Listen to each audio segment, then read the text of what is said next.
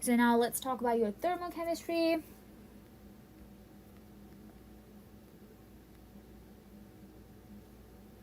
So what occurs when atoms of bromine react to form a molecule of bromine? So we have two atoms that are combining to make a molecule. So remember BARF, because in this case the bonds are going to form. So BARF means break, absorb, release, form. So when bonds are formed, energy is released. So your answer is a bond is formed as energy is released. Heat flows from an object to a temperature of 20 to an object at a temperature of. So remember, heat always goes from high to low. So we are looking for something that is lower than 20, so that should be 1. The heat of reaction is going to be always the heat of the products minus the heat of the reactants. Never the reactants minus products. Which term represents a disorder of the system? That should be entropy. Which phase change represents an increase in entropy? So remember, increase in disorderness that normally happens when particles are moving more. So when we go from liquid to gas, now particles are moving more. Liquid to solid, they are more organized. Gas to solid, they are more organized. Gas to liquid, again, more organized. Systems in nature tend to change toward. Most important question, should remember this. This is most likely going to show up. So systems in nature prefer the systems that have high disorder, randomness, and they require very little energy. So lower energy and greater disorder, or you can say lower energy and high entropy. What's the temperature in degrees Celsius of a sample of matter at 35 Kelvin? So equation is given in table T, but when we are going from degrees Celsius to Kelvin, you just do degrees Celsius plus 273. If you're given the Kelvin, then you do the opposite. So Kelvin minus 273, and that should give you the degrees Celsius. So that is about negative 238.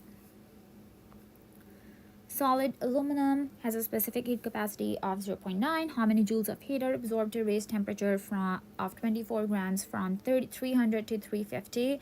So this is an example of a problem where we can use Q equals MCAT. Just plug in the numbers, plug in your Q.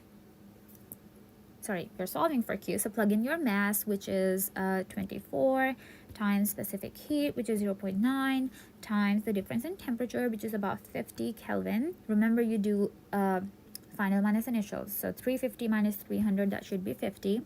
So this is about 1080, which can be rounded to 1100.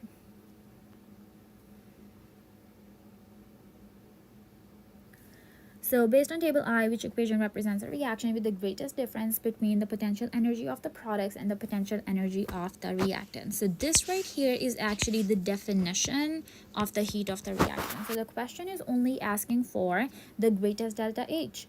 So you are going to be looking at which one has the highest delta H value. Based on table I, which compound dissolves in water by an exothermic process? So based on table I, whichever thing has a negative delta H value, so you just look at the equations for dissolving in water. So that should look something like sodium chloride plus water is equal to something, or the other way around if it's a reverse reaction. So you should have a negative value for delta H, which list includes 3 forms of energy.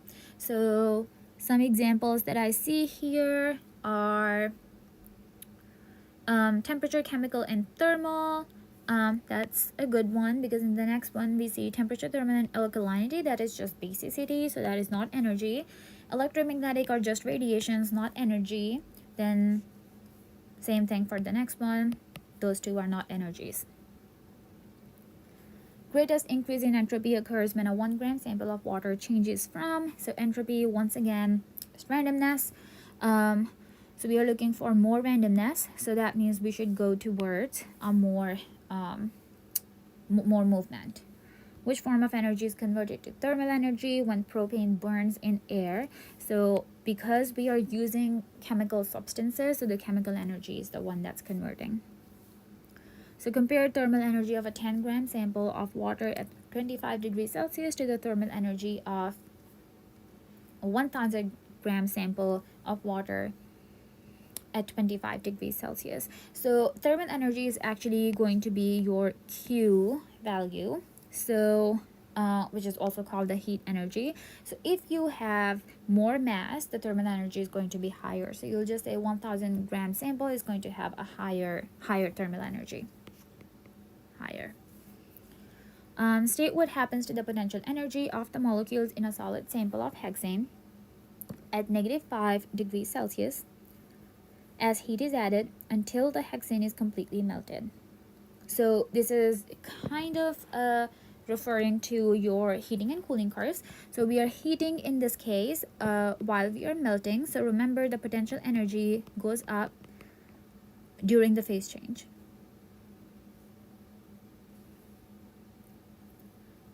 So here we have the potential energy diagrams. What can be concluded from this diagram that we see above? So is it exothermic or endothermic? We see that this is the heat of the reactants. Actually, let me write that like this. And this is the heat of the products. So we see that the heat of the products is greater than the heat of the reactants. So when we do the subtraction, we should end up with a positive delta H. So that means this is an endothermic reaction. We have absorbed a lot more heat and released a lot less. So this is endothermic with a positive delta H. Which numbered interval represents the activation energy? So activation energy means how much energy do we need to go from the reactants to the top. So that should be this difference right here. What's the amount of heat required to melt 43 grams of solid magnesium oxide at its melting point when the heat of fusion is this? So we are using the equation with the heat of fusion. So just multiply the heat of fusion with 43. You should get your answer. Which numbered interval represents the heat of the reaction? So heat of reaction, as we have said earlier, is the heat of the products minus the heat of the reactants. So that is the difference between your products and your reactants. So that should be this number right here. When ice melts at 0 degrees Celsius, entropy increases because we are going from solid to liquid. So that means average kinetic energy of the particles is increasing. So they are moving more. But also, interesting. So average kinetic energy is actually not going to change because we are at the same temperature. So average kinetic energy will not be impacted. In fact, particle arrangement becomes more random.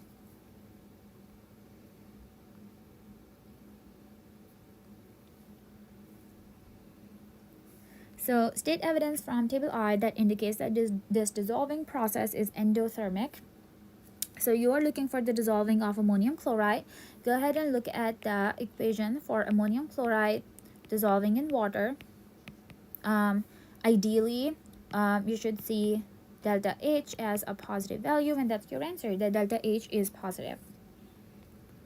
Compare the average kinetic energy of helium atoms in a sample of 200 Kelvin to the average kinetic energy of helium at 300 Kelvin. So 300 Kelvin is a higher temperature, so this is higher average kinetic energy. Determine the net quantity of heat released when 1 mole of ammonia gas is produced by this reaction. So for this one, you're going to have to look at table I again and look at the equation for this reaction.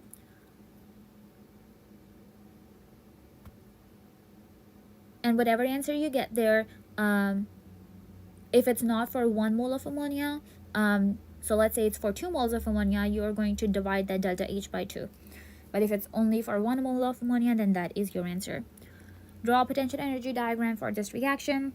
Wow, I cannot do this until I look at table I.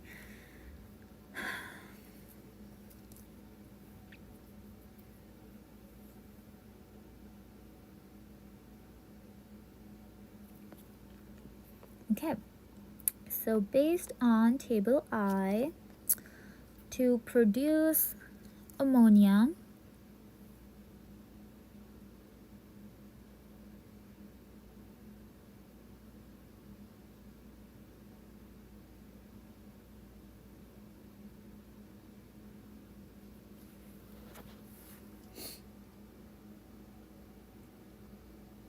So we produce 2 moles of ammonia when delta H is negative 91.8. So for 1 mole of ammonia, I'll just do 91.8 divided by 2. So that gives me negative 45.9 kilojoules per mole. So this is an exothermic reaction. So when I draw the potential energy diagram, I am going to make sure that I show that if our reactants are starting from here, they absorb very little energy and they release a lot more energy.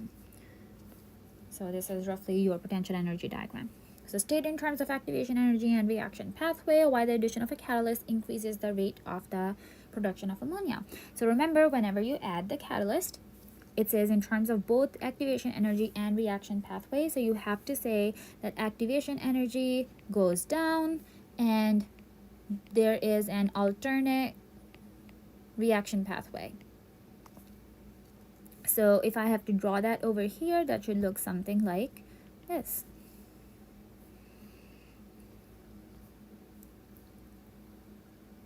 So determine the energy required to break all the bonds in 0.25 moles of hydrogen-hydrogen bonds in H2. So the question is telling you that the bond energy of HH is this one. And this is how many kilojoules we need for 1 mole. So if we only have 0.25 moles, then I can just go ahead and multiply that by 436 kilojoules per mole, and that should give me the answer. Show a numerical setup for calculating the amount of heat in joules absorbed by the water in the beaker as a result of the burning candle. So for something like this, because you do have a initial and final temperature, so you can once again go ahead and use Q equals NC delta T. So plug in the mass, which is right here, plug in the difference in temperature, and then for C, that will be 4.18 for water. Compare the entropy of a sample of dinitrogen tetroxide gas at 25 degrees Celsius and 1 atmosphere to the entropy of the same sample of dinitrogen tetroxide as at 15 degrees Celsius and 1 atmosphere. So what we are looking at here is that the pressure is the same, but one of them is at a higher temperature. So you can say the one at 25 degrees Celsius, because it's a higher temperature, that means particles are moving more, so there will be a higher entropy.